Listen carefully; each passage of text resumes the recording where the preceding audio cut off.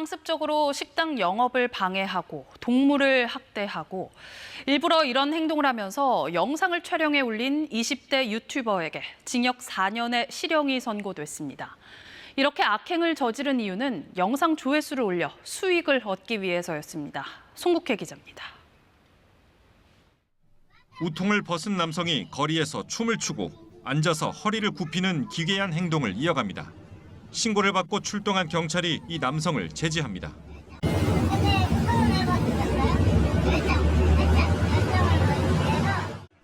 하지만 이 남성의 엽기적인 행동은 계속됩니다. 식당 안에서 주문한 음식을 갑자기 내던지고 애견 가게에서는 동물을 학대합니다.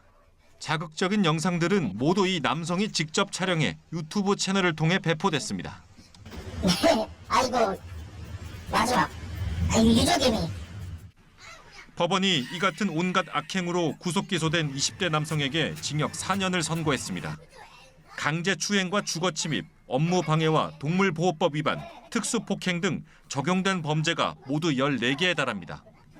업주와 손님에게 고의로 시비를 걸고 주거지를 무단 침입하는 등 불특정 시민을 대상으로 한 범죄 혐의 대부분이 인정됐습니다.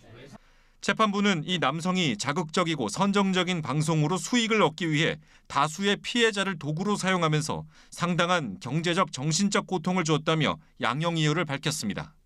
다만 이 남성이 형사처벌 전력이 없고 조현병 등으로 건강이 좋지 않은 점 등을 참작했다고 설명했습니다. 하지만 검찰은 이 같은 1심 형량도 부족하다며 청주 자영업자 킬러로 불리는 20대 유튜버에 대한 항소장을 법원에 제출했습니다. KBS 뉴스 송국혜입니다. 유튜브에서 도박 현장을 24시간 생중계하며 불법 도박 사이트를 홍보 운영해온 일당이 경찰에 붙잡혔습니다. 유튜브 채널 구독자 수가 23만 명이나 되다 보니 회원 유입도 빠른 속도로 늘었고 도박 사이트 운영으로 모은 자금도 450억 원에 달했습니다. 진선민 기자가 취재했습니다. 불법 도박 장면을 유튜브로 중계한 뒤 몰려든 시청자들을 회원으로 가입시키는 방식으로 도박 사이트를 홍보 운영해온 일당이 경찰에 붙잡혔습니다.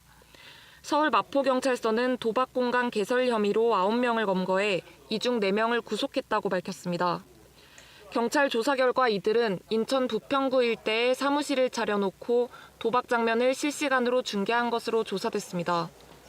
주로 바카라 도박 장면을 실시간으로 보여줬고 생방송이 어려운 새벽 시간에는 미리 녹화한 도박 영상을 틀며 24시간 생중계를 이어갔습니다. 이렇게 운영된 유튜브 채널만 33개, 구독자 수는 모두 합해 23만 명에 달합니다. 유튜브 영상을 본 시청자가 SNS로 문의를 하면 불법 도박 사이트 가입을 유도하며 회원을 모집한 건데 이런 수법으로 8개월간 이들의 계좌로 입금된 금액이 450억 원에 달합니다. 일당은 총책의 지휘하에 3개 조를 구성해 생중계 담당, 회원가입 담당 등 역할을 나눠 맡았습니다. 방송을 할 땐 마스크와 선글라스로 얼굴을 가리고 타인 명의로 채널을 만들거나 사무실을 2, 3개월마다 옮기는 방식으로 수사기관의 추적을 피했습니다. 경찰은 일당의 사무실 임대차 보증금 1억 원을 기소 전 추징 보전 조치하고 현금 6,300여만 원을 압수했다고 밝혔습니다. 경찰은 또 범행에 사용된 유튜브 채널에 대해 방송통신위원회에 차단 요청을 하고 도박 사이트 본사 관리책 등 나머지 공범을 추적하고 있습니다.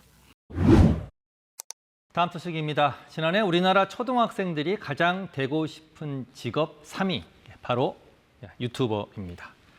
자, 학생들만이 아니죠. 이름 좀 알려진 인기 유튜버들이 억대 연봉을 번다는 이야기에 이직을 꿈꾸는 직장인도 적지 않은데요. 이름 미디어 시대의 새로운 연예인 유튜버의 현실이 담긴 자료가 공개가 됐습니다. 보실까요? 지난 2021년 1인 미디어 콘텐츠로 수입을 신고한 사람은 모두 3만 4천여 명입니다. 2년 전보다 12배 넘게 늘었는데요. 규모가 커진 만큼 수입도 늘었을까요? 상위 1%의 경우엔 그랬습니다. 연평균 7억 원 이상을 벌면서 전체 수익의 28%를 차지했고요. 반면 하위 50%의 수입은 오히려 줄어서 연수입이 여기 보시는 것처럼 40만 원에 불과했습니다. 겉보기엔 화려했지만 실상을 보니 유튜버 대부분은 최저 생계비에도 못 미치는 돈을 벌고 있었던 건데요. 전문가들은 1인 미디어의 호황 뒤에는 그만큼 그림자도 짙다며 창작자들에게 턱없이 불리한 수익 배분 구조 등을 잘 알고 도전해야 한다고 지적하고 있습니다. 지금까지 앵커 브리핑이었습니다.